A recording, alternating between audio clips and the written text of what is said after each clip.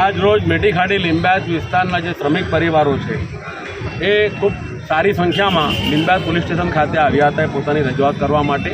નુરાની મસ્જિદે એમને એક રેલી આકારે નીકળ્યા હતા.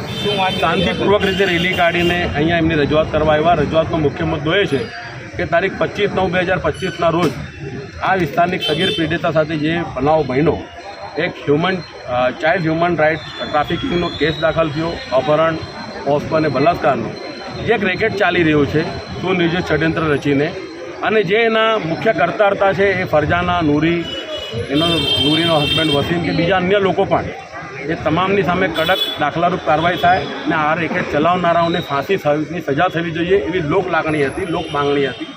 એને વાચા આપવા માટે તમામ આગેવાનો એક થયા અને પોલીસ તંત્રને ખાસ લેખિતમાં રજૂઆત કરી કે આવા ગુનેગારોને કોઈપણ પ્રકારે છાવરવું ના જોઈએ, કે તપાસમાં કોઈ કચાશ બાકી ના રાખવું જોઈએ, કે ભીનું સંકેલા ના જાય એની તકેદારી રાખો અને આવા કૃત્ય કરનારોને ફાંસીની સજા લાગવી જોઈએ. અત્યાર સુધી વિસ્તારની અંદર જે અસામાજિક પ્રવૃત્તિઓ ચાલી રહી છે, ખાસ કરીને સ્થાનિક લોકોની એવી ફરિયાદ છે કે ગલીએ ગલીએ સિરપનું વેચાણ થાય છે. આપણે પણ સમજીએ છીએ કે સિરપનું પકડવું પોલીસ માટે પણ ખૂબ મુશ્કેલ છે અને લોકો માટે પણ એને મુશ્કેલ છે, પરંતુ તેમ છતાં પણ લોકોને અમે પણ કહીએ છીએ, અપીલ કરીએ છીએ કે આવું કોઈ બધી હોય તો તાત્કાલિક પોલીસ તંત્રનું ધ્યાન દોરો. પોલીસ કોઈ તમારી ફરિયાદના આધારે કામ ના કરતી હોય તો 2 દિવસ અને 3 દિવસ અમારા જેવા આગળનું ધ્યાન દો. ચોક્કસપણે અમે પણ પોલીસ તંત્રને ધ્યાને લઈશું, કારણ કે આ બધીને નાથવું હોય તો પોલીસ અને પ્રજા બેનું સંકલન રહેશે, સમન્વય રહેશે તો જ આ બધીઓ નાથી શકાશે.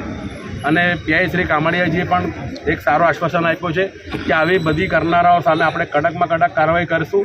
ને અમે તો અહીં સુધી હું જાહેર મીડિયા માધ્યમથી પણ કહું છું કે આવા અસામાજિક પ્રવૃત્તિ કરનારાઓ સામે કે જે સામાજિક દૂષણ વિસ્તારમાં ફેલાવે છે, પોલીસ ગમે તે હદે એની સામે કાર્યવાહી કરે કડકમાં કડક, તો પણ અમને પોલીસ તંત્રનું સમર્થન રહેશે એ ચોક્કસ છે. અને બધા આગેવાનો એ પણ પૂર પુરાવ્યો છે.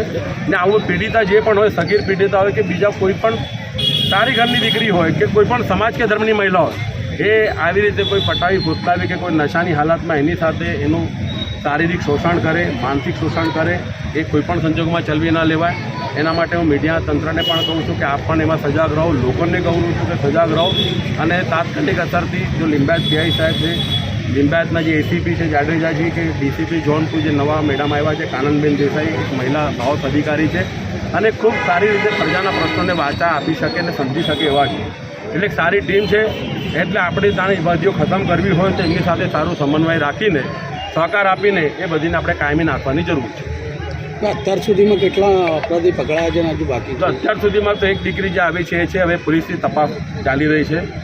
પીઆઈશ્રીએ કીધું કે અમારી એ દિશામાં પણ તપાસ ચાલે છે કે આમાં કેટલી દીકરીઓને આ લોકો શિકાર બનાવી છે, પીખી નખાવી છે.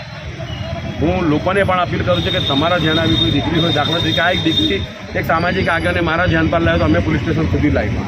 એવી બીજી પણ દીકરી જેના પણ ધ્યાનમાં હોય તો અમારો સંપર્ક કરે, કાં તો સીધા પોલીસ સ્ટેશન આવે, તો જ આપણે ચોક્કસપણે આવા રાક્ષસોને, આવી ડાકણોને આપણે અંજામ આપશું, એને સજા આપશું.